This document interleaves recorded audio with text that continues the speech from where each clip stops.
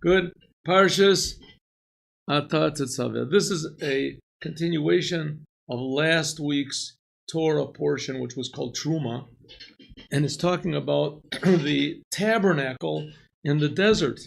When the Jews left Egypt, God told them to make a tabernacle. What's a tabernacle? It's a holy. It's a holy house. It's really a Beit HaMikdash, a Seli Mikdash. It's called a Mikdash. It's a holy house. In this case, it was portable, so it was made of wood and other portable materials. And they made it in the desert. They would, whenever they camped, they would set this Mikdash up, and it was made from very, very specified, exact dimensions and materials. Everything was exactly specified in the Torah, how big it was supposed to be, and what it was supposed to be made of, etc. Well, last week, we spoke, in last week's portion, we talked about the different vessels that were in the Holy Temple, if you want to call them vessels. There was the menorah, the candelabra, there was the outside altar where the sacrifices were burned, there was the table with the face bread, there was the ark, and the tablets were put inside of the ark. There were the different tapestries, and of course there were the boards, there were the walls, but there were a few things that were left out last week. This week we learned about the garments of the holy priest, the garments of the high priest, the garments. But strangely, this week's portion begins with something that doesn't talk about the garments. Just as one little commandment about bringing the oil. And that's what Ata Tetzaveh, Moshe, you command the Jewish people, they should bring to you this pure oil for the menorah, that was lit. So let's see. Let's go. We'll see how the Rebbe comments on this. Lubavitcher Rebbe. Melech HaMashiach. Al pasuk it says, "Vayikhu elecha Hashem et zayazach chasis l'mor." On the pasuk where it says the sentence, pasuk means sentence, on the sentence that begins this week's portion, and it says, "Vayikhu elecha Hashem et zayazach." Command the Jewish people and take to you pure olive oil, or for the illuminator. In other words, for the menorah. Only in the rabbi says, there's three types of oil. The menorah, tzorech shem, and the rishon. There are three types of oil that squeezed out, that come out from an olive. The first type was the purest, and the other types they're a little less pure. They have also sediment a little bit, some of those little pieces of olive in them. The first oil that comes out, the first pressure that's given, that first drops that come out, that's the best, and that is used for the menorah, I guess they call it candelabra, in the Holy Temple. It had 7 stems to it, the menorah. Really, it had 6. It had one in the middle, and then 3 coming out this way, 3 coming out this way. It had a slant, a laksan, like it says. They come out at a slant, not like the menorahs that are pictured here, or the menorah that's on the Titus's victory thing in Rome.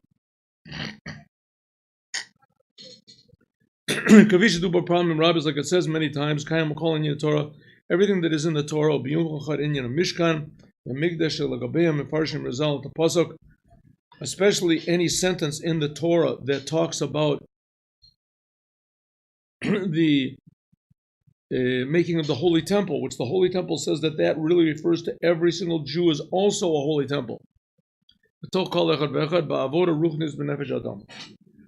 In a spiritual service in our soul. Everything that's in the Torah. Now really the fact is everything in the world we're supposed to learn from.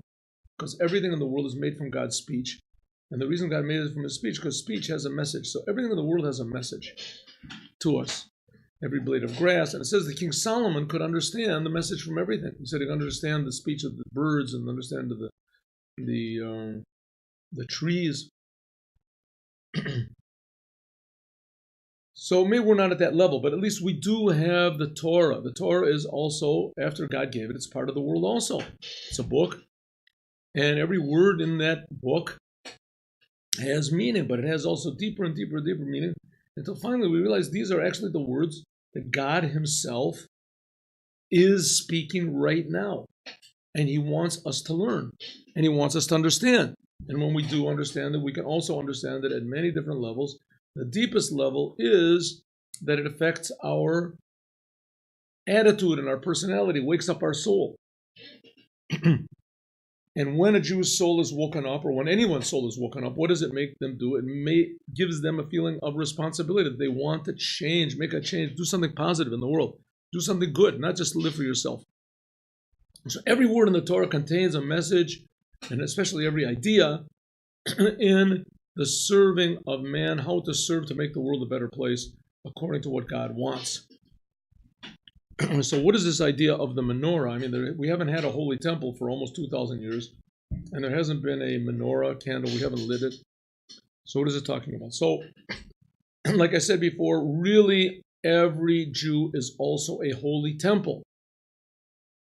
And every Jew has all of the instruments and the vessels, and all the details of the Holy Temple are present in each one of us. What is the Holy Temple? Our service of God. How we change ourselves in order to make ourselves more in tune with the Creator's directions. So what is it? What are we going to learn from this menorah? From this oil? The pure oil. Bait. The Torah Yeshno Shlosh Dargos. The Torah has 3 levels. There's water of the Torah, the wine of the Torah, and the oil of the Torah. Torah really can be divided up into many more levels. There's also 4. It says Pshat, Remesh, Drush, and Sod, and then it says that there's 70 different faces of the Torah, and then 600,000 meanings of the Torah. But nevertheless, there are 3 levels of the Torah: water, wine, and oil. And now we're talking about legitimate levels of the Torah. We're not talking about just somebody who stands up and interprets anything every way he wants to, because he has an urge. Or he happens to be a very, how do you call it, a person with a very vivid imagination. So he makes up ideas in the Torah. That's a lot of these other religions, that's what they come from. That's not, we're talking about really valid interpretations of the Torah, people who know the whole Torah and are really, really interested in serving God according to the Torah. Well, we can find that there are at least 3 levels of the Torah, of understanding each sentence. There's what's called water, wine, and oil. The revealed part of the Torah, that's the water. The secrets of the Torah, that's the wine. And the secrets of the secrets, that is called oil. The oil of the Torah. Oil floats on top of wine. We're going to see that the oil, that's Chassidut. Wine is like Kabbalah, the secrets of the Torah. Water is the most simple, it's everywhere. Then there's wine, that's contained inside of the grape. But oil floats on top of wine. Oil is also contained, it's contained in the olive, but it floats on top of wine. In other words, Shem and oil, this indicates that oil is a higher level spiritually than wine. Like I said, wine is like Kabbalah, the secrets of the Torah, the mysteries of the Torah. Yeah, but Chassidut are the mysteries of the mysteries. We'll see what this means. Kashem shekol inyanim the Torah, just like everything in the Torah. Yeshnam hem b'derech klal hem b'derech prad, just like everything there is in the Torah is in a general way and in a specific way. Also, the level of oil of the Torah also has its generality, oil, and it also has 3 levels. There's the water of the oil, the wine of the oil, and the oil of the oil. So we're going to see what this is, what this means. We're saying that the ideas of Kabbalah, now you should know that all the Rebbes of Chabad were very great experts in Kabbalah. They knew all the books, all the Kabbalistic books that came out, the legitimate ones that came out, and were familiar with the whole Torah in general, the whole entire Torah, with all the explanations. all the Rebbe's. In a way, it was like a prerequisite, and it wasn't even a prerequisite because it was taken for granted. And that this is what they knew. That was obvious. The prerequisite was having love of every Jew and being able to relate to every single Jew in a really practical way. Therefore, there is in Torah Chasidus, which is the inside of the Torah, the level of which that's the oil of the Torah. Kol chelki Torah, all the types of the Torah. Kafi, like it says, Morichami Admor, like my father-in-law said, the previous Lubavitcher Rebbe, the sixth Lubavitcher Rebbe said, in Torah's Chasidus there is also what's called Musar, coaching, Michachmat HaChakira, philosophy, but there's also what's called Chassidut. Now, why is Chassidut called the secrets of the secrets? What does it mean, secrets of the secrets? We'll learn this a little bit, but just to tell you in a very short way. That's compared to oil. Oil, on one hand, floats above all other liquids, but on the other hand, oil, if you put it in a garment or something, it just spreads out totally. It becomes one with the garment. It's very difficult to get out an oil stain from a garment. You really have to wash it. A wine stain is not so bad. Oil, to get it out, is very, why? Because oil permeates the very fibers, really seeps in and spreads out. That's what oil, it lubricates. It spreads out to the whole thing. So on one hand, oil has the quality that it's above everything, but on the other hand, it's inside of everything. This is explained very beautiful in a pamphlet that was made from a speech of the Lubavitcher Rebbe, if I'm not mistaken. It was in 1969, I think so. And it's made into a pamphlet. It's called Inyani Torah Chasidus. How do they translate it in English?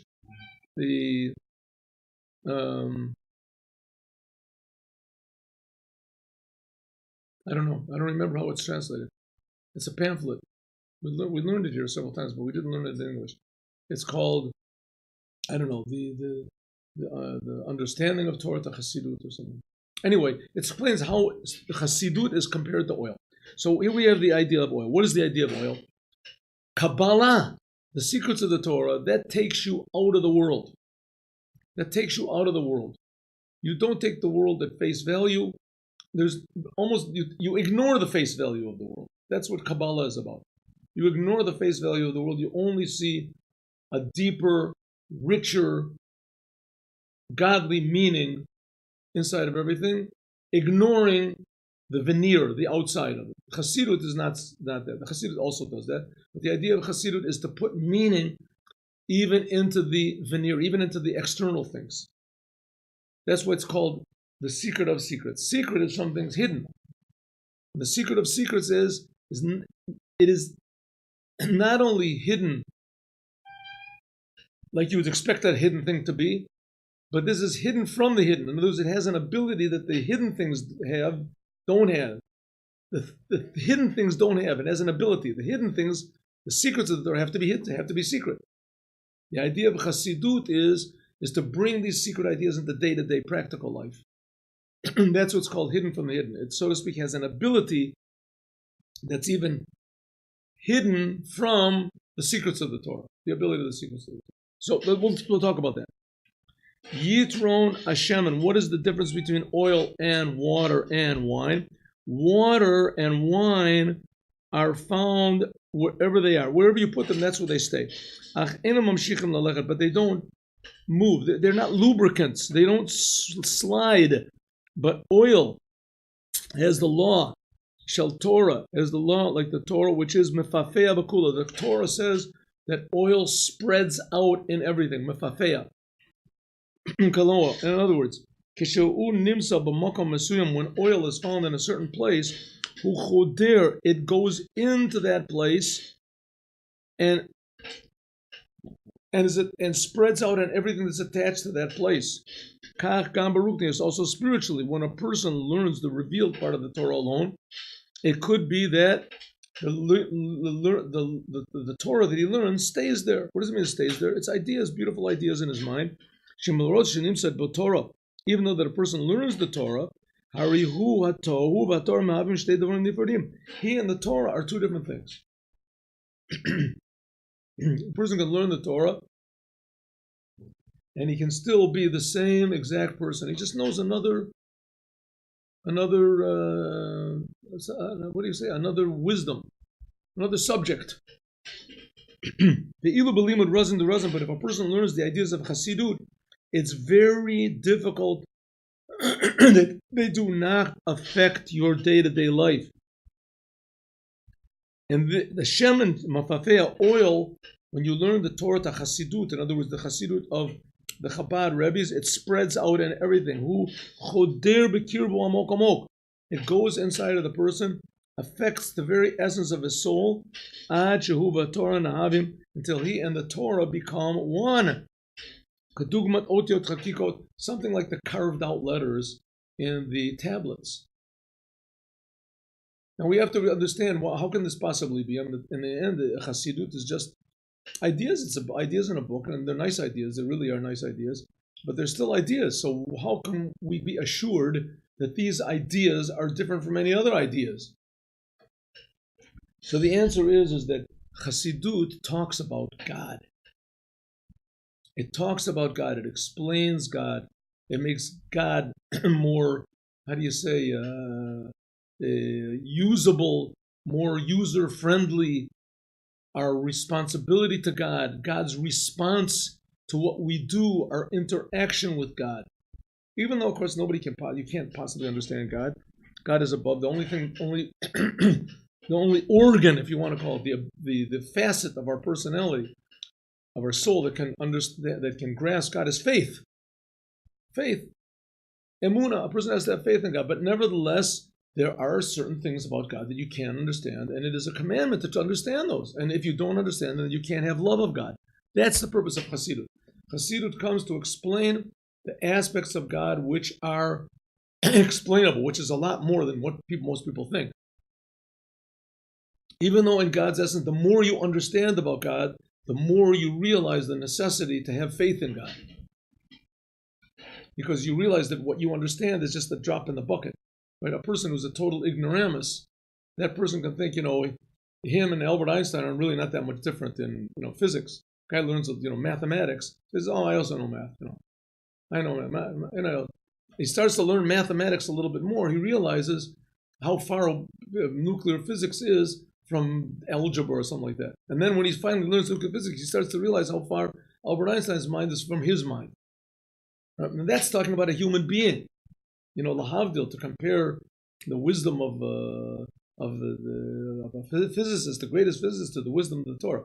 But a person starts to learn, and he realizes how infinitely far away he is from God. And then when he starts to learn even more, and he really starts to understand the ideas of Kabbalah and Hasidus, then he understands that he's further, infinitely further than he thought he was yesterday.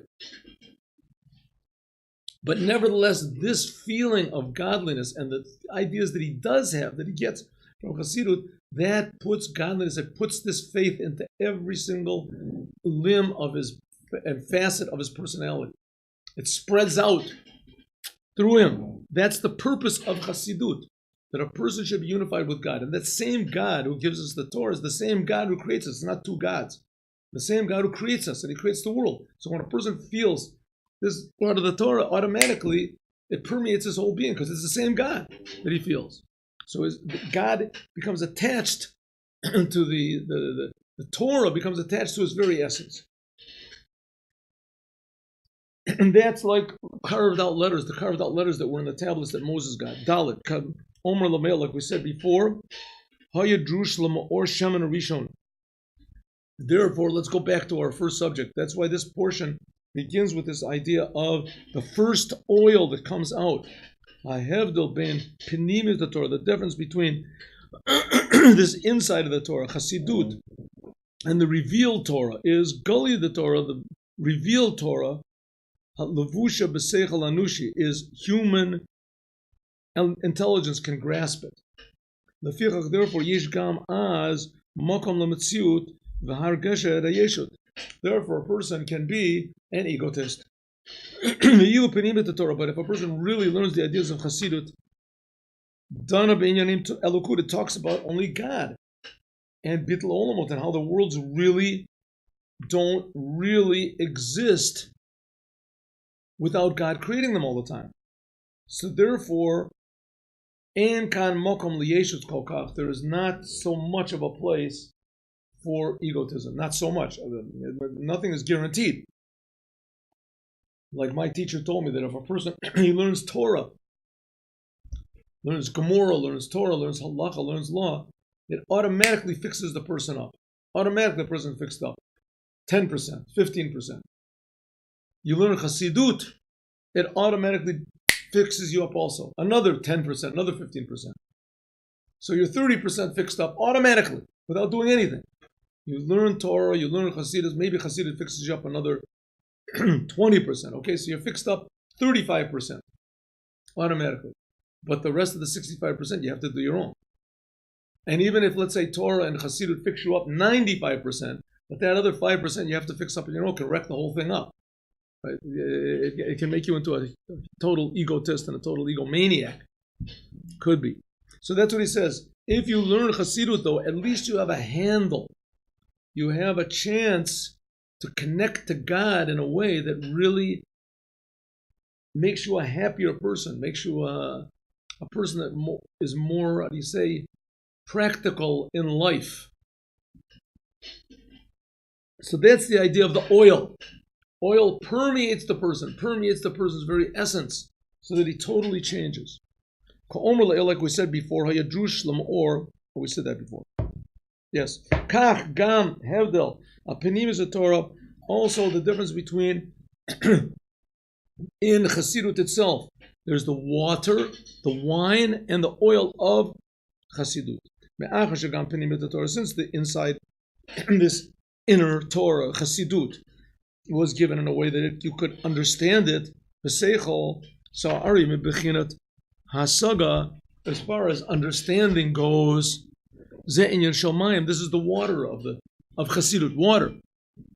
In other words, a person can be a total genius expert in all of the books of Chassidut, and there's a tremendous amount.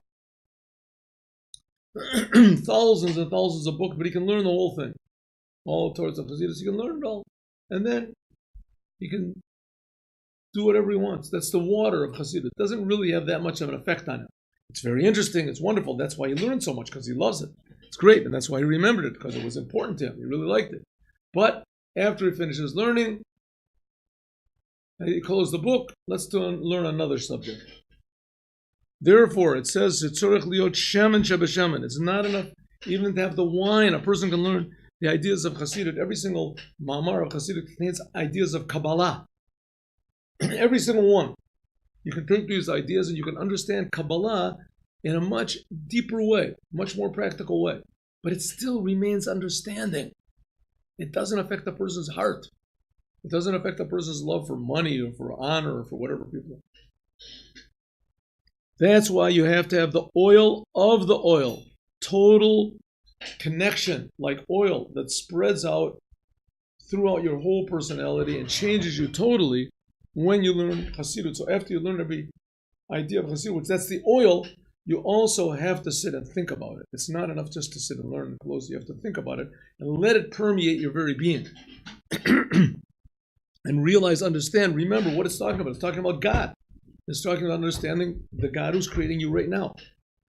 That, therefore, there has to be, especially after a person prays, after you pray in the morning, prayer is supposed to be the idea that you become sensitive to God. And after you finish praying, then you start thinking about the world.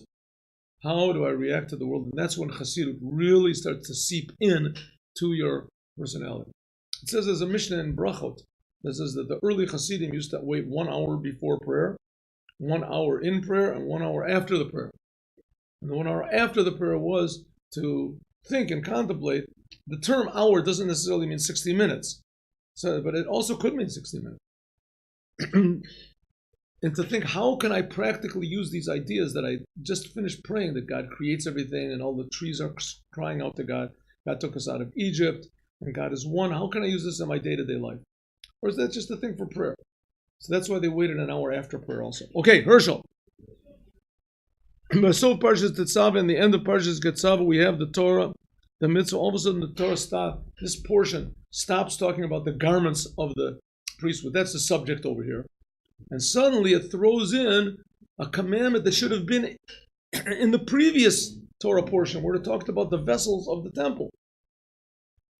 Last week's Torah portion talks about the vessels of the temple, like I said in the beginning of the class.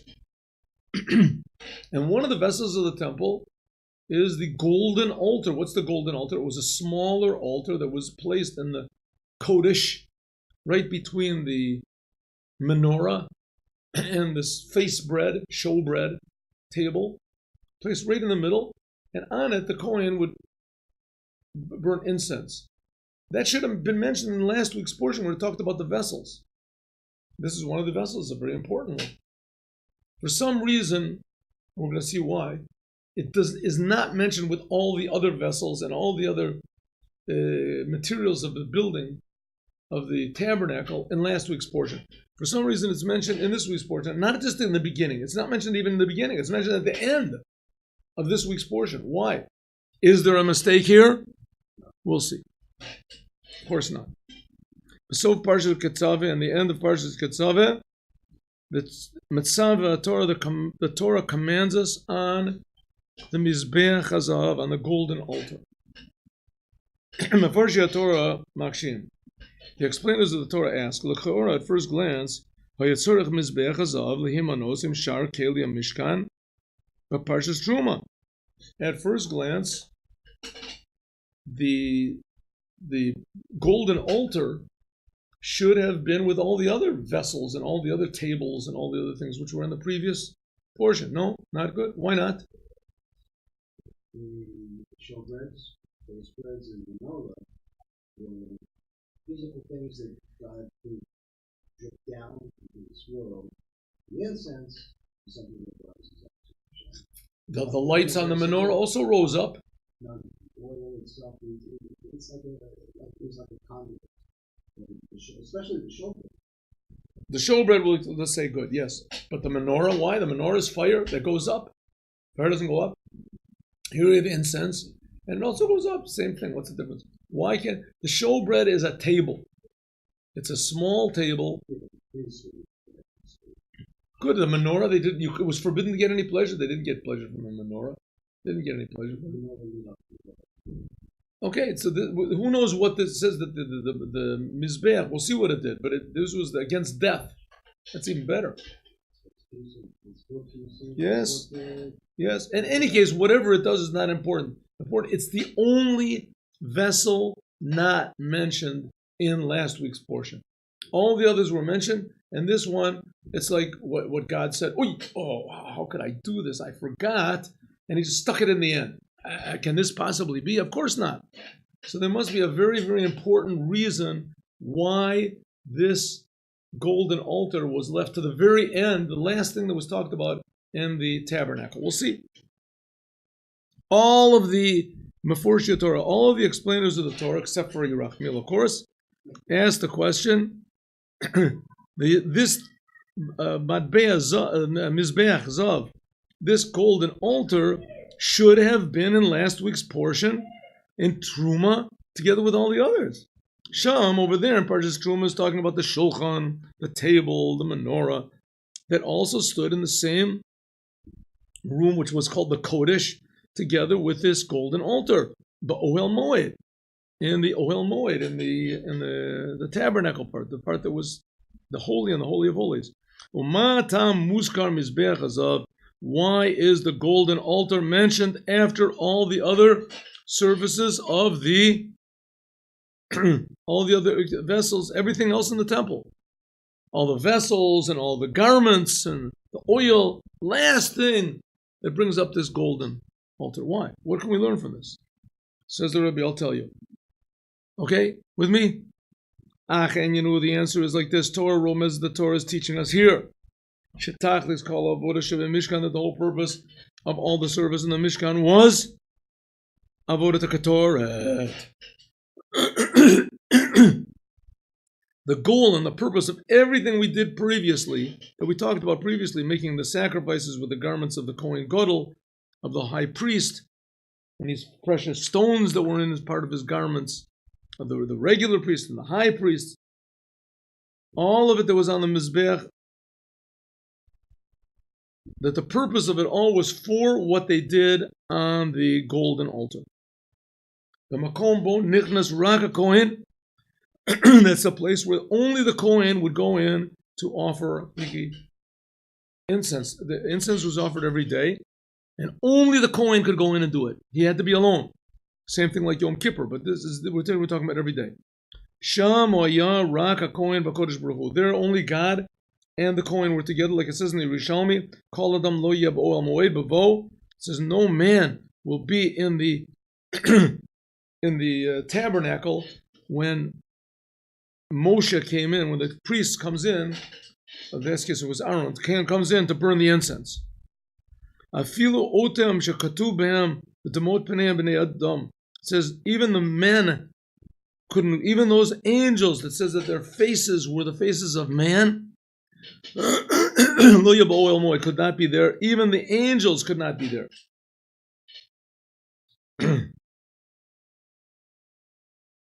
Mikol avodot of Mishkan arirak ba'avodot hakatoret, from all the other things that were done daily in the holy temple, other people could be there. But putting the katoret on this golden altar, the Kohen and God were there. There was the resting of the Shekhinah.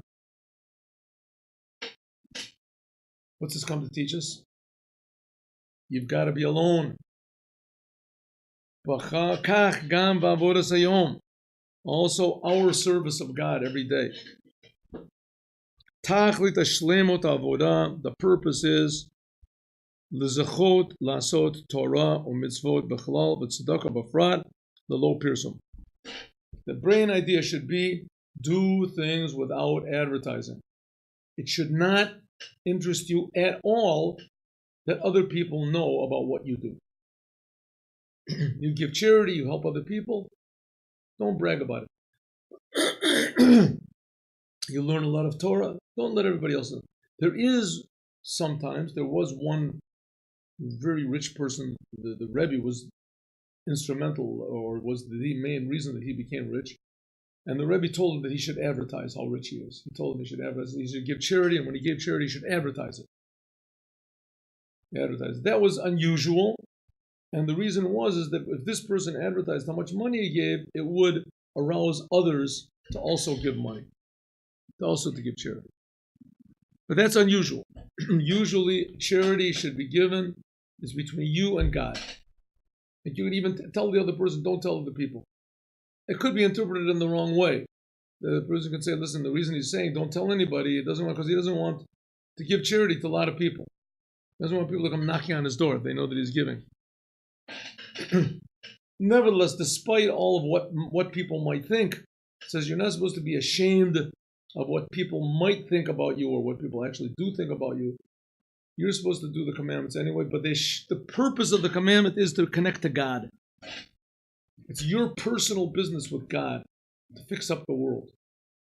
It's not the idea that you want everyone to know how humble you are and how generous you are and how wonderful you are and how much you smile and how much you make people smile. This is not, it shouldn't be in the head of ish al-kach, except God. Everyone should have at least one thing or something that he does in his Judaism that only he and God know about. Only he and God know about. They say that that's how the Baal Shem Tov was born.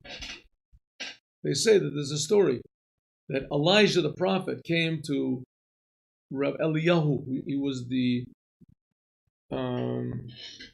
father of the Baal Shem Tov.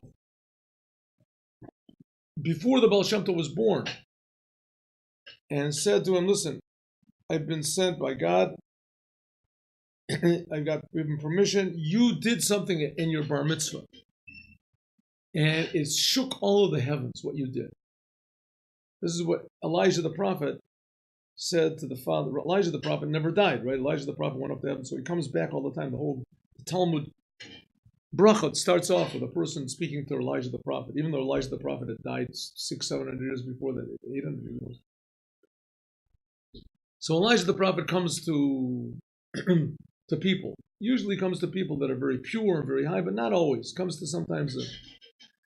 Anyway, so Elijah the prophet came to the father of the Baal Shem Tov and said, "You did something at your bar mitzvah, and it shook the whole heavens. What did you do?" And he said, "I'm not telling." He said, "If you do tell," said, "I have permission to reveal any secret of the Torah that you want." And he was a Kabbalist, the father of the Baal Shem Tov. He had a lot of things that he wanted to know. He had a tremendous, how do you say, curiosity to know as much as he could about the creation. He said, "I'll tell you any secret that you want, any secret, anything you want. Just tell me." I'm not going to tell. Which that's like giving up, from more than billions of dollars. You have billions of dollars. What can you do with it? Here are secrets of the Torah. Make you a better person. Not going to do it. So he said, okay, went up for a consultation, came back. Elijah the prophet said, okay, because you didn't tell me, you didn't reveal what this thing is, as you're going to have a son is going to be born to you, and he's going to reveal secrets of the Torah to all the Jewish people. And that was the Baal Shem Tov. That's how the Baal Shem Tov was born. That's one. Huh? No. I can tell you some things I did at my bar mitzvah, but I'm sort of ashamed of, but I'm not. That's why I. So I didn't have a son like the Baal Shem Tov, but who knows?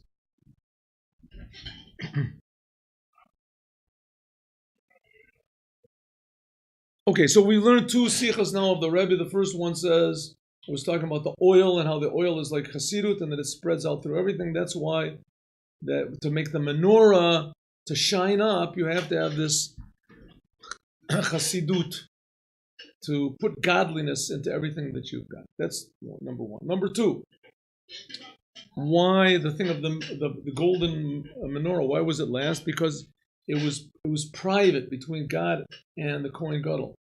And so is also everyone should have at least one thing, and the Rebbe says everything here, that should just be between you and God. And people don't have to know about how holy you are and how much you learn, how much charity you give. Things should be between you and God. Unless, like I say, you really believe that by advertising it, more people will give charity or more people will follow or people will be jealous of you and they'll want to increase learning more, give more charity than you do, etc. A healthy type of jealousy. It's called kinus sofrin. Right. The Rebbe Rashab says there's three types of jealousy. Two types are bad and one type is good. Two types that are bad are that you see someone that has a good quality. Let's say he's very honest, or he doesn't lose his temper, or he's very humble, and you hate him. You're jealous. You're jealous, and you wish that he would not have that quality. Right? They're going to find out that he's a faker. He's going to mess up sometime. Love it. I can't wait to see this guy mess up. That's what they say, that there's all these television programs where they have a lot of contestants, and more people tune in to see somebody lose than to see somebody win. It's a great pleasure to see somebody put all his efforts in, and he loses. That also comforts them. Why they're so lazy. They say, it's a good thing I'm lazy because I could just waste all my energy like that guy did. In any case, that's a bad type of jealousy, right? You see a person that has good qualities and you say, I hope he flubs up. I hope he messes up. Then there's a worse type of jealousy. You see a person is honest. You see a person, you hate honesty. I hope nobody is ever honest. I hate all these honest people. They're all a bunch of fakers. Right, all these people that are learning Torah, the religious people, they're all a bunch of liars. They're all a bunch of. You don't want there to be no religion, no honesty, you don't want. The third type is a good type. You think, well, this person knows how to learn Torah well. He's really a humble person. I really wish I could be like that. I'm going to really try. This is a real inspiration to me. Now I see it's possible to do. Right? If he can do it, I hope I'll do it also. I can do it. I'm sure I can do it. It doesn't make any difference. It sets you off, your jealousy, to want more. That's a very good thing. And more, it's a very healthy thing. Even though it says in the days of the Mashiach there won't be any more jealousy. And the reason is because everyone's soul really wants to express itself to its ultimate. Nowadays, because we're in this terrible exile in Golus, so Huh? תיכנס, בלי להפריע, הפרעתי יותר ממלוא את... אוקיי.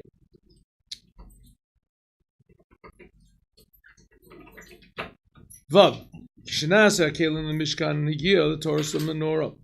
When it came to make the vessels in the Mishkan, it came, Moshe's came to make the menorah. Chazal, the rabbi said, Kasha bo Moshe had a big question. Moshe Rabbeinu lo yada eich lasod menorah, he didn't know how to do it. Omer Kodesh Baruch Hu said, take the gold, throw it into a big pot,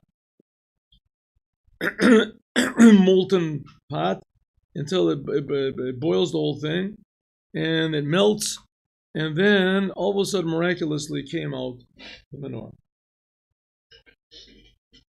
L'chora bilti muban. At first glance, is not understood. A meshon, a menorah. Why was the menorah any different from any of the other vessels? All the other vessels in the Torah, it says that in the Holy Temple, Moshe knew how to make everything. Only in the menorah, he had a question. Also, it's not understood. Moshe already saw the menorah in heaven, like it says, Kasher Hareita Bahar. And it says, like you already saw. If so, Moshe saw the menorah, why was it so hard for him to make it? And Moshe had a fantastic memory. When he was on Mount Sinai for 40 days, he remembered, God taught him the whole Torah. He remembered every single detail. Everything. How could it be he saw a menorah, a big picture of a menorah floating? He didn't know what to do, couldn't make it. How could it possibly be? What he forgot? So if so, it must be something special about the menorah. But let's talk about, first of all, what is the whole idea of the Holy Temple? Kishatorah, we're on Zion, right? Kishatorah matchila ledaber. When the Torah starts to talk about making this tabernacle in the desert, it says, Daber al bnei Yisrael v'yichuli truma, and says, speak to the Jewish people, and they should take for me. God says to Moshe, right? Moshe, you speak to the Jewish people, and they should take for me donations. So we see we have two details over here. What does God say? Before you make the temple, he says to Moshe, two things you have to do. First of all, talk to the Jewish people. And second, they should bring offerings. They should bring donations. Aleph, Daber al bnei Yisrael, Moshe had to talk to them. Number two, v'yichuli, they should take from me donations. You have to have these two things before the Mishkan, the temple, could be made. You have to have these two things. Why? Because we're going to see. This temple was not an ordinary building. It was not a religious community center. It wasn't the great synagogue, right, where everybody goes and there's beautiful acoustics, and it's a tremendous sights. You go over there, and it unifies the Jewish people. It's a central place where all the Jews, that's all, that is very wonderful, very true. It's not like a political meeting house where all the Jews unite together in brotherhood, and that's all true, but that's not the purpose of the Holy Temple. Hamishkan nasa midvarim gashmin. The tabernacle and the temple were made from physical things: zav, kesef, dechoshet, gold, silver, copper, etc. Kolomar midvarim gashmin, that from physical things was made a holy temple to God. The question is asked: how can you make from physical things holy?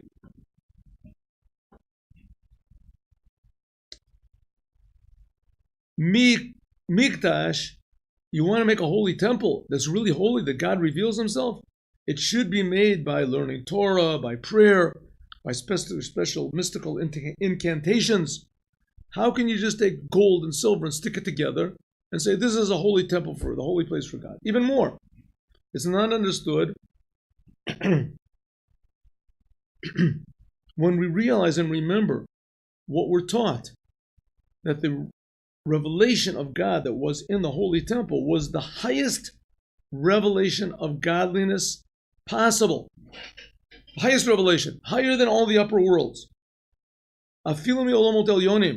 Yeshno Ora Bilvad. The upper worlds only has a ray of godliness alone. That's like what we learned in the Mimer in the morning. But in the holy temple was God's essence of God. If so, we have even a bigger question. The essence of God is going to be through regular gold and silver. That doesn't make any sense. You should have the holy temple should be made from magical materials, mystical diamonds that appear somewhere, kryptonite or something, right? It comes together with Superman from the upper world. Who knows? I remember when I was young, I was at Christmas. Right?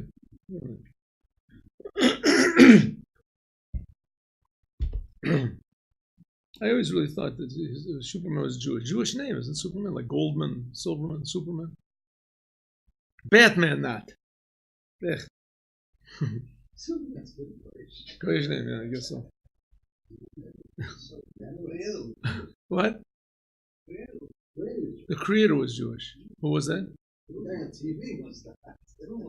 Oh yeah, he was the creator of Superman. Could be. All right. Every Jewish mother thinks her son is Superman.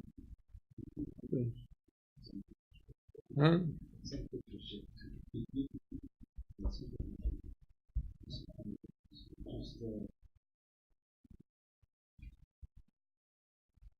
Okay.